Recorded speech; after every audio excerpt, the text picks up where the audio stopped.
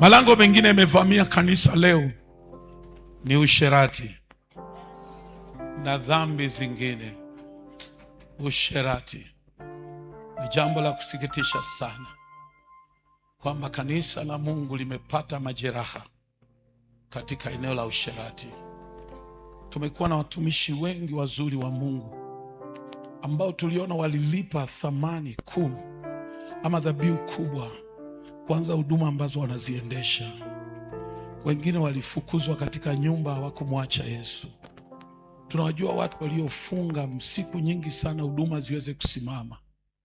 Tunawajua watu waliouza magari yao ili wanunue viwanja vya kanisa. Tunawajua watu waliouza nyumba zao wajenge nyumba ya Mungu. Mimi najua wachungaji baba yangu waliochukua mikopo kwa benki kwa jina lao wajenge jengo kama hili.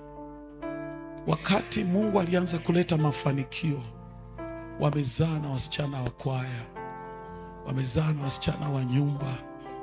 Huduma zimeporomoka chini kwa sababu kila mmoja anakimbilia maisha yake. Watu wanatawanyika. Si jambo la kutia moyo sana. Nimeona katika mji nao hubiri, watu wamehama kanisa lingine, wanasema mchungaji ni msherati. Watumishi wa Mungu, tutatoa hesabu. Tutatoa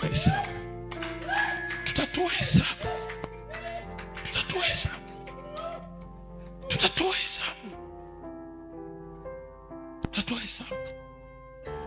Ni watu wangapi umewapotosha? Usiishi maisha ya kiholela.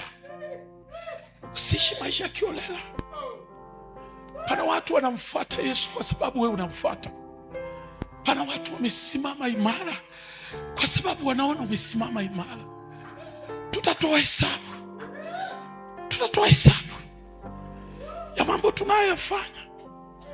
Watu wamekuamini, wamekuja kwa nyumba, umelala naye.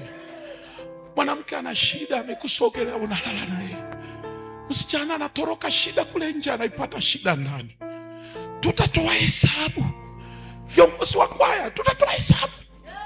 Viongozi wa idara, tutatoa hesabu. Usitumie nafasi yote Mungu amekupatia kuwadhulumu watu wa Mungu.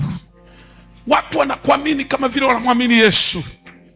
Tutatoa hesabu kwa kila nyoyo ambazo zimepotea.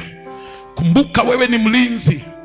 Mungu akamwambia mtumishi wake, wakati utakapoona watu wanatenda dhambi, ukawaonya, upanga unapokuja watakufa na damu yao sitaidai mikononi mwao.